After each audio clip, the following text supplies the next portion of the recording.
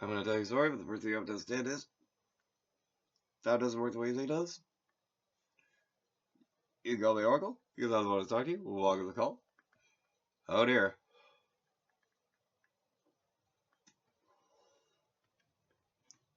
Prometheus is still sticking around, thinking it's proving something other than the fact that it's refusing to stop saying certain words out of Jeff's mouth.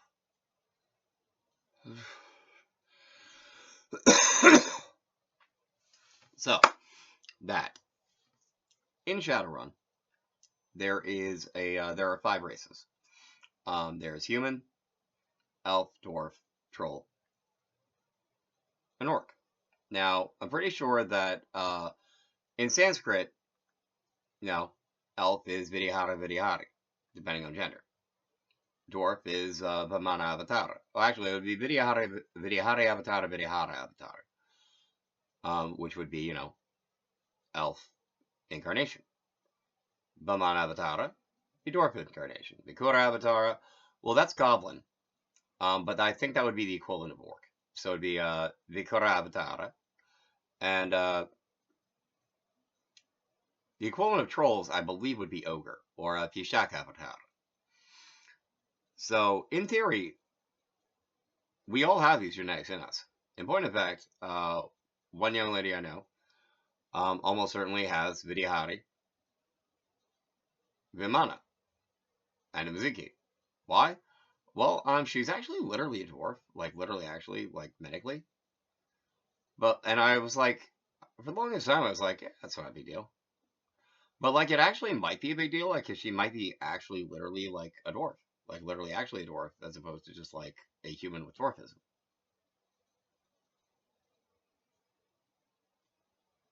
Like literally actually a dwarf. Because the thing is, she was born with pointed ears. She was born with pointed ears in like 1992.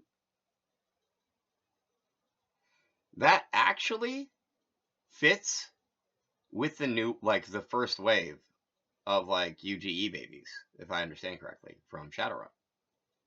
Like she would literally be an unknown genetic expression baby. Because she'd be a dwarf.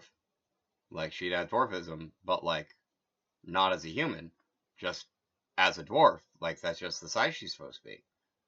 And she had pointed ears, which she actually literally had like surgically clipped when she was a kid, like when she was born, basically. Like she had elf ears. She had elf ears. She was called Elfie for forever. So like it's not unreasonable to believe that like Shadowrun genetics actually exist. Like actually. So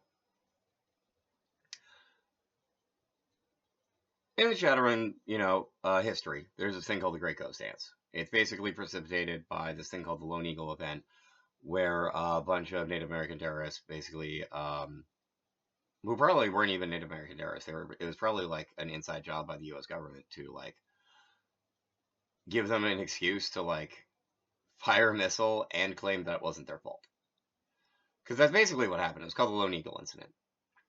But this led to a lot of Native Americans being put into concentration camps and led to a great ghost dance inside of those camps that was literally meant to, like, basically free them, but led to a worldwide magical awakening. Now, the interesting thing about this is this happened after, if I understand correctly, elves and dwarves started being born. Because, like, they just were. And this was actually well before VITAS and virally-induced toxic allergy syndrome.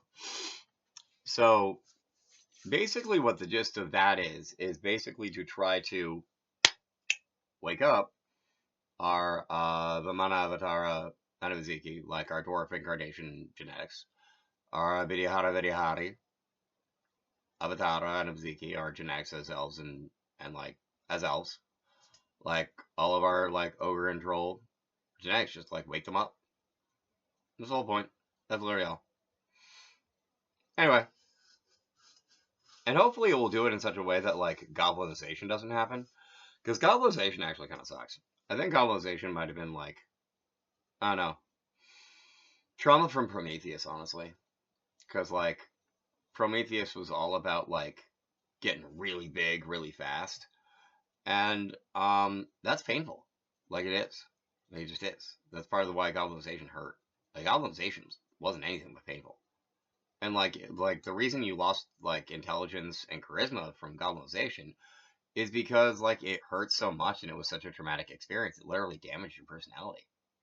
Like you weren't the same. Which honestly seems like a raw deal. Like that doesn't seem like an actual like way genetics would like not unnaturally happen. But if it was like a forced transformation that was like, I don't know, sort of like an accidental change that was like permanent because, you know, that's how colonization works. Did you do that, you idiot? In a previous version of reality? Is that why colonization sucked in that reality? Prometheus, I'm asking you a question.